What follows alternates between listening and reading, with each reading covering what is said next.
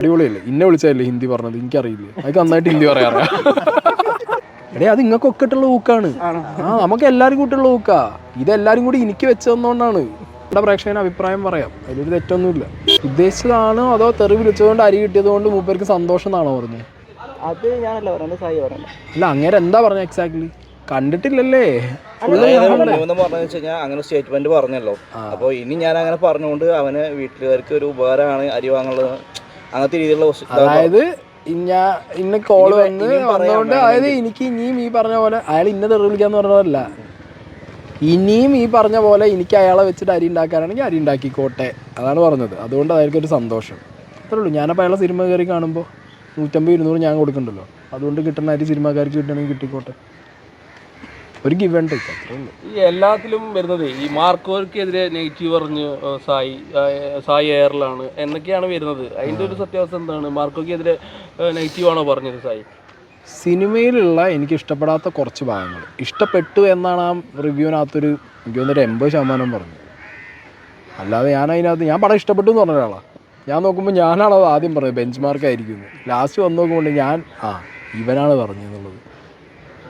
Review കണ്ട ആരും ഇല്ല ഈ കൂട്ടത്തിൽ? എന്തായിരുന്നു അഭിപ്രായം എൻ്റെ റിവ്യൂവിനെ കുറിച്ച്? അഭിപ്രായത്തിൽ അതൊരു എന്താ പറയുക, ഒരു സർക്കാസം എന്ന് പറയാം. ആ ബണ്ണൊക്കെ കടിച്ചോണ്ടേ. ഓക്കെ, സർക്കാസം തെറ്റാണോ? തെറ്റല്ല, അത് എല്ലാവരും സ്വാതന്ത്ര്യമാണ്. പക്ഷെ സായി ചേട്ടാ അരി വറക്കുന്നു, അല്ലല്ല, സായി ചെയ്തപ്പോൾ അത് മീനിങ് വേറെ ആയിപ്പോയി.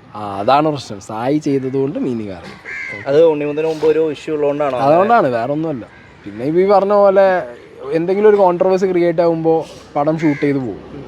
ഇപ്പം ഞാൻ നോക്കുന്ന സമയത്ത് തമിഴ് ചാനലിൽ വന്നിരുന്നിട്ട് ഏതോ അങ്ങേര്, എനിക്ക് തോന്നുന്നു നമ്മളവിടുത്തെ ഡയറക്ടറെ കണ്ടാ തോന്നുന്നുണ്ട്, മറ്റേ കുഴിയിൽ വീണ പടം എടുത്ത അങ്ങേരാണെന്ന് തോന്നുന്നു. ഞാൻ പടമൊന്നും പറയുന്നില്ല. മൂപ്പര് വന്നിട്ട് പറഞ്ഞ് ഒരു സ്റ്റാർ വിളിച്ച് വേറൊരാളോട് സംസാരിച്ചു, അപ്പോൾ അയാൾക്ക് കുറേ അരി കിട്ടി, അയാൾ അരി വാങ്ങാനാന്ന് പറഞ്ഞു. ഇവർ പടം എടുക്കുന്നത് ചാരിറ്റി ചെയ്യാനൊന്നുമില്ലല്ലോ, നാട്ടുകാർക്ക് ചാരിറ്റി ചെയ്യാൻ ഫ്രീ ആയിട്ടൊന്നുമില്ലല്ലോ പടം എടുക്കുന്നത്. തിയേറ്ററിലേക്ക് വാന്ന് പറഞ്ഞ് വിളിച്ച് കയറ്റി ടിക്കറ്റ് വെച്ചിട്ടല്ലേ ഈ സാധനം വിൽക്കണേ. അപ്പോൾ കണ്ട പ്രേക്ഷകന് അഭിപ്രായം പറയാം, അതിലൊരു തെറ്റൊന്നുമില്ല. അതാണ് ഞാൻ എൻ്റെ കാര്യം പറയുന്നു, എൻ്റെ ഒപ്പീനിയൻ പറയുന്നു, ഞാൻ പോകുന്നു. അതിലിപ്പോൾ ഒരു തെറ്റായിട്ട് ഒപ്പീനിയൻ കേട്ടിട്ട് കുറച്ച് ആൾക്കാർ കാണാതിരിക്കുമ്പോൾ അവർക്ക് നഷ്ടമല്ലേ വരിക? അങ്ങനെ കാണാതിരിക്കും. ഞാൻ എൻ്റെ ഒപ്പീനിയൻ കഴിഞ്ഞിട്ട് എനിക്ക് എൻ്റെ ഫാൻസ് ഉണ്ടെങ്കിൽ തന്നെ ഞാൻ എൻ്റെ വീഡിയോൻ്റെ ലാസ്റ്റ് എന്താ പറയില്ല, എല്ലാ റിവ്യൂവിൻ്റെ അവസാനം നിങ്ങൾ പടം കാണണം. അപ്പം എൻ്റെ ഫാൻസ് കാണില്ല വേണ്ടേ, തിരക്കി തിയേറ്ററിൽ കയറാൻ വേണ്ടേ. ഇനി ഇത് മാത്രമല്ല, ഞാൻ ഇപ്പോൾ മറ്റേ പരിപാടി തുടങ്ങിയിട്ടുണ്ട്. പടം വരുന്നതിന് മുമ്പ് ചൊവ്വാഴ്ച എല്ലാവർക്കും ഫ്രീ ടിക്കറ്റ് കൊടുക്കുന്ന പണി. നിങ്ങളാരും കണ്ടില്ല? നല്ലത് ചെയ്താരും കാണുന്നില്ല. ഇങ്ങൾക്ക് അല്ലെങ്കിലും ഫ്രീ അല്ലേ, എല്ലാ പടത്തിൻ്റെ പ്രൊമോഷൻ ഒക്കെ തന്നെയല്ലേ കിട്ടുന്നത്. അതുകൊണ്ട് എന്താ ഉദ്ദേശിക്കുന്നത്?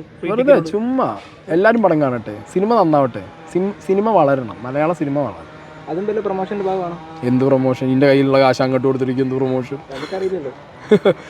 എന്ത് ചേട്ടാ?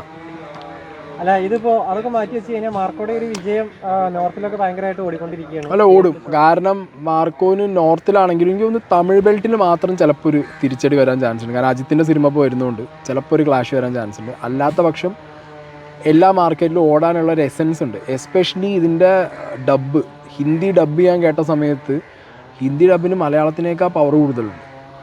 വേറൊരു തരം സ്വാഗ് ഉണ്ട് അതിനകത്ത്. അതിപ്പോൾ ഈ പുഷ്പ ലാംഗ്വേജ് മാറ്റി ഹിന്ദി ആ ബെൽറ്റിൽ കയറിയ പോലെ ഈ സാധനം കയറാനുള്ള എല്ലാ ചാൻസും ഉണ്ട്. എല്ലാം കയറാൻ ചാൻസാണ്, കയറി. ഇതിലൊന്നുമില്ല. ഹിന്ദിയിലും ഡബ് ചെയ്തിരിക്കുന്നത് ഉണ്ണി തന്നെയാണ്. ഞാൻ ഇന്റർവ്യൂ കണ്ടു, അടിപൊളിയല്ലേ? ഇന്നെ വിളിച്ചതല്ലേ ഹിന്ദി പറഞ്ഞത്? എനിക്കറിയില്ല, അതൊക്കെ നന്നായിട്ട് ഹിന്ദി പറയാറിയാം. ഞാനുള്ളത് ഫസ്റ്റ് എക്സ്പീരിയൻസ് ചെയ്ത്, എനിക്കറിയാം അങ്ങനെ നന്നായി ഹിന്ദി പറയാറിയാം. അല്ല, ഉണ്ണിയുടെ വോയിസ് ഹിന്ദിയിൽ കുറെ പേര് പറയുന്നുണ്ട്, മറ്റേ രോഹിത് ശർമ്മയുടെ. മലയാളത്തിൽ ഈ വ്യക്തി സംസാരിക്കുന്നതിനേക്കാൾ പവർഫുൾ ആണ് എനിക്ക് തോന്നുന്നു ഉണ്ണിമൂന്തൻ്റെ വോയിസ് ഹിന്ദിയിൽ. ഹിന്ദി വരുമ്പോഴത്തേക്കും ഉണ്ണിമൂന്തൻ്റെ വോയിസിന് ആ വയലന്റ് ക്യാരക്ടറിനുള്ളൊരു റേഞ്ച് കിട്ടുന്നുണ്ട്. പലരും ഉണ്ണിമൂന്തനെ ഇത് എത്ര പേര് തുറന്നു പറഞ്ഞെന്ന് എനിക്കറിയില്ല, ഈ മലയാളത്തിലെ മാസ് ഡയലോഗ്സ് ഡെലിവറിയിൽ കുറച്ചൊരു ലോ ഗ്രാഫിൽ പോകുന്നുണ്ട്. പക്ഷേ ഹിന്ദിയിൽ ആ സാധനം ഭയങ്കര വർക്കാവുന്നുണ്ട്. ആ സാധനം കുറച്ചും കൂടി ഇമ്പാക്ട് കിട്ടുന്നുണ്ട് ആ സാധനത്തിന്. പിന്നെ ഫിലിം കണ്ടതല്ലേ? ഫിലിമിൽ ഒരു യൂട്യൂബറെ പഞ്ഞിക്കിടുന്നുണ്ടല്ലോ, അത് താടിയുള്ളൊരു യൂട്യൂബറാണ് കാണിച്ചിരിക്കുന്നത്. അപ്പം അത് ഞാനാവാം, അതാ ഇയാളാവാം. എടേ അത് ഇങ്ങക്കൊക്കെ ഇട്ടുള്ള ഊക്കാണ്. നമുക്ക് എല്ലാവരും കൂട്ടുള്ള ഊക്കാ. ഇതെല്ലാരും കൂടി എനിക്ക് വെച്ച് തന്നോണ്ടാണ്. സംഗതി OTT ഇറങ്ങിയാൽ ഞാൻ ഷുവറായിട്ട് പറയാതാ ഈ നിൽക്കുന്നവർക്കുള്ള ഊക്കായിരിക്കും അത്. ഉറപ്പാ, കൺഫേം. നിങ്ങളൊക്കെ തന്നെയാണ് ആ പറഞ്ഞിട്ടുള്ളത്. അപ്പോൾ പിന്നെ നമ്മൾ ഈ പറഞ്ഞ പോലെ കണ്ടിട്ടാ ചാഞ്ഞി കിടക്കണവരെ സീക്രട്ട് ഏജൻ്റാണ് ഓടിക്കേറിക്കും. പക്ഷേ ആ യൂട്യൂബർ ഇൻവെസ്റ്റിഗേഷൻ രീതിയിലുള്ള ഒരു ചാനലാണ് കൈകാര്യം ചെയ്യുന്നത് ആ യൂട്യൂബർ പടത്തിൽ. ആ അങ്ങനെയാണെങ്കിൽ ഹാഷ്മി ആയിരിക്കും. അങ്ങനെയാണല്ലോ താടി വെച്ച ഇൻവെസ്റ്റിഗേഷൻ. അല്ല ഇപ്പൊ ഈ പടം കഴിയുന്നുള്ള ഉണ്ണിമുന്തൻ പാൻ ഇന്ത്യൻ സ്റ്റാറിലേക്ക് മാറുകയാണോ? മാറും മാറും മാറും. ഇനി എന്താ പറയുക, ഇനി ആ എക്സ്പെക്ടേഷൻ്റെ ബാഗേജ് കൂടുമെന്നായിരിക്കും ഡെഫിനറ്റ്ലി. അടുത്ത പടങ്ങളൊക്കെ വേറെ ലെവലിൽ ആ മാർക്കോൻ്റെ മുകളിൽ മലയാളം സിനിമ കേട്ടോ. ഇനിയിപ്പോൾ ഈ L2 ഇറങ്ങാൻ നിൽക്കുന്നില്ലേ പൃഥ്വിരാജിൻ്റെയും ലാലേട്ടൻ്റെയും, അതിന് വരെ ചിലപ്പോൾ അവരൊന്ന് ചിന്തിക്കേണ്ടിയിരിക്കുന്നു. ചില സാധനങ്ങൾ ഇതിലെ വയലൻസ് വെച്ച് കമ്പയർ ചെയ്യും. കാരണം ഇതൊരു ബെഞ്ച് മാർക്കാണ്. ഇതിൻ്റെ മുകളിൽ ഇനി എന്ത് ചെയ്തിട്ടേ കാര്യമുള്ളൂ. കാരണം ടു ബി ഹോണസ്റ്റ് പറയാം, ഞാൻ ഭയങ്കര വയലൻറ്റ് മൂവീസ് ഇഷ്ടപ്പെടുന്ന ഒരാളാണ്. അപ്പോൾ ഞാൻ വിചാരിച്ചില്ല ആളുകൾക്ക് ഇത്രത്തോളം വയലൻസ് ഇഷ്ടപ്പെടുന്ന ഒരു കാറ്റഗറി ഓഫ് ആളുകളുണ്ട് നമ്മളെ നാട്ടിൽ. നോർത്ത് ബെൽറ്റിലൊക്കെ കൂടുതലാണ്, കേരളത്തിൽ ഇത്രത്തോളം ഇത് ആഘോഷിക്കപ്പെടുന്നുള്ളത്.